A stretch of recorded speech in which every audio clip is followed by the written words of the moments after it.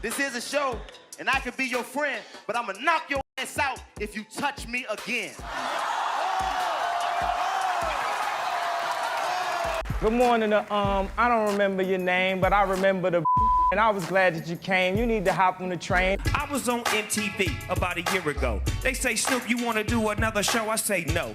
Give it to my nephew, Nick Cannon, because he can even handle it. You understand it? But first, be sure to like the video, subscribe to the channel, and hit the bell icon so you never miss an upload from us. And with that being said, let's get straight into the video. In the aftermath of host Nick Cannon being fired, we can't help but look back at the series and talk about some of the best disses and some ones that definitely crossed the line. As always, be sure to like the video and subscribe to the channel. Number 15, Kanye on the show. But and I was glad that you came. You need to hop on the train. But the real highlight of the episode was the Wild Style, where Ye takes a solid dig from Cat Williams. Now, I'm gonna tell you something. Me without my perm is an example, but what you need to do is try to do a song without a sample. And proceeds to dismantle Nick's entire Red team. Come on, dog. You supposed to be the pimpin' prince. I seen you in Friday After Next, and I ain't seen you since.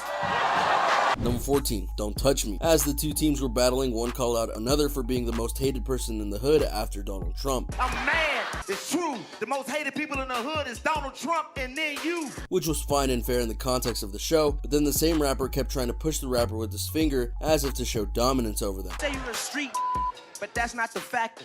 I'm in the streets more than you. I'm just an actor. But when the foe went and did the same thing, he lost it and said that if he did that again, he would knock him out. This is a show, and I could be your friend, but I'ma knock your ass out if you touch me again.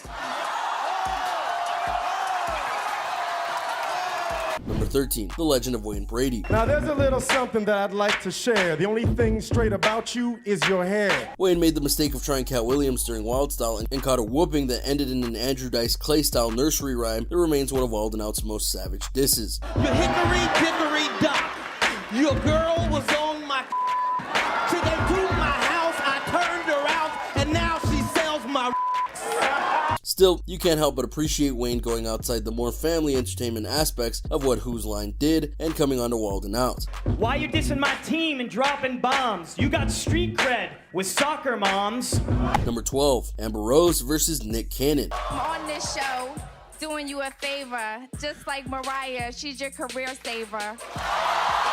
That diss got everyone going and the crowd was in shock at that, as was Nick Cannon. So why does this one cross the line? Because to say that Mariah Carey saved Nick Cannon's career is a bit of a lie. Yes, it definitely made him more visible and arguably more famous, but as he has noted, since many disses of this nature, it's been a while since they've been divorced. He's hosted many shows and he made Wild 'N Out before he was even married to her. So while the diss was devastating in its own right, it wasn't really the most accurate thing ever. Number 11, Snoop Dogg. Big Snoop Dogg, straight rapping the blues, but how you gon' crip walk with them ugly ass church shoes? Anyone following the Dogfather's career has more than likely seen him destroy freestyles off the dome, and Nick finds out in Wild Style when he said, I was on MTV about a year ago. They say, Snoop, you want to do another show? I say no.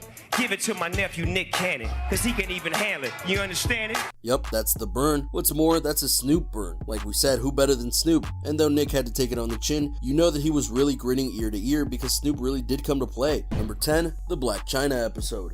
With all that plastic, who's gonna smash? Your body recyclable, but your career is trash. This particular episode was all kinds of out of hand, and not in the good way. When Black China came onto the show a few years back, Nick Cannon opened up a freestyle on her by citing her former relationship with rapper Tyga, who is arguably most famous for being the guy who dated Kylie Jenner when she was just 16. He noted that he wouldn't talk about Tyga because he was doing a minor, but then went on to say that he didn't want to insult Black. I just want to spend one night in China. And your last baby daddy, he was with a minor, so I ain't gonna say nothing bad about you, because I just want to spend one night in China. Not the least of which is that the diss on Tyga was basically saying that he committed a crime in regards to being with Kylie, which there is no proof that this happened, and then basically saying that he wanted to hook up with China right after that. The really sad part though is that the raps and the disses from that point on got more and more ugly and juvenile. Oh, first baby daddy used to get repoed, and the second baby daddy out of shape, and I know I got a chance with that ass, cause girl, your standards all over the place.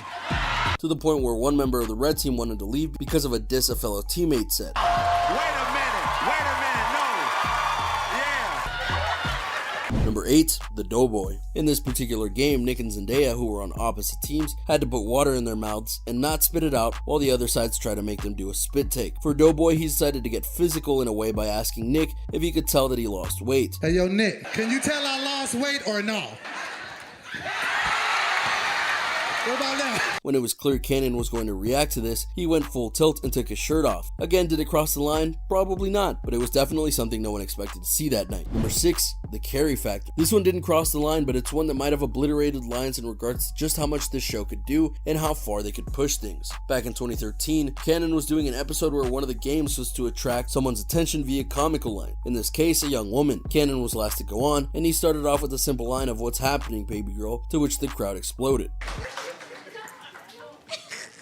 Bring her home, Nick. What's happening, baby girl? But not for his line. Oh no, rather his wife at the time, Mariah Carey, had surprisingly showed up and looked like the bombshell she is and walked right up to Cannon and basically demanded that all of the flirting stop, because if he didn't, she would shut all this down. I will shut all this down. The scene forced a commercial break, and when Nick came back, he noted he had to get this done, else all his stuff would be out of his house. We'll be right back with more. Obviously, this was all staged, but that doesn't mean it was any less funny. Number 5, Nickelodeon. Dipset capo Jim Jones guested on Wild 'N Out the year after his anthem We Fly High. Early in Wild Style, Nick tried to take him out, essentially calling him a one-hit wonder. Yo, you got a hit single, and that's all in. But after that one, your career's gonna be falling.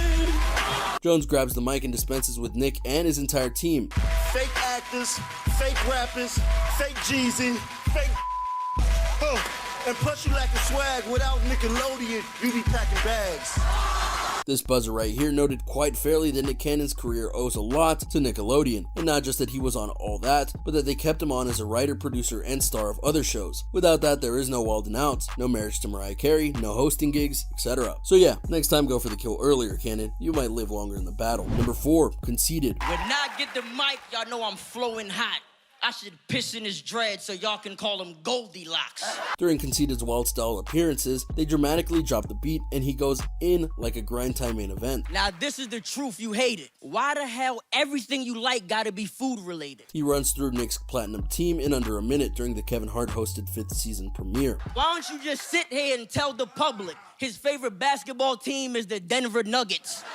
Saving the best dig for last as he invokes the old Nick, Mariah, Eminem love-hate triangle. Now that's what I do. I'm killing him in here. This feminine, he's scared, he's horrified of vending machines because he heard Eminem's in there.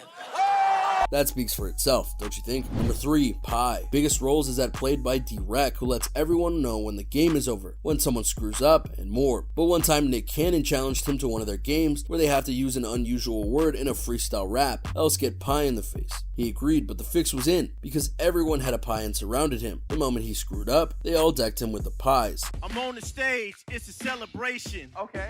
All y'all need, Number 2, Hot or Cold. The Wild Style from the second episode of season 6 features some memorable sparring between Nick and guest Nelly. So I'ma creep up beside you like a spider and steal all your like my name was Flow Rider. Yo, I was talking to Mariah. She said, Nelly, stop. Instead of Nick Cannon, she put Nick Cannot. But what rings out in this episode is comedian James Davis flipping Nelly's Chill t-shirt into a headshot about dudes floundering hit parade. When I saw Chill on your shirt, I thought it was weird, but then I realized it hasn't been hot in here for over 10 years. Number 1, Late Night Questions. As noted, many people have made fun of Nick Cannon's relationship to Mariah Carey, but in one segment called Late Night Questions, the point is to have rival teammates be in bed asking questions about a topic. One time the topic was Nick and Mariah, and Cannon was ticked. Then the jokes started flowing in, and we'll just let the clip speak for itself. Just a pair of jeans, cause it's clear you wear the pants around here. Can you do that thing that you do that I like?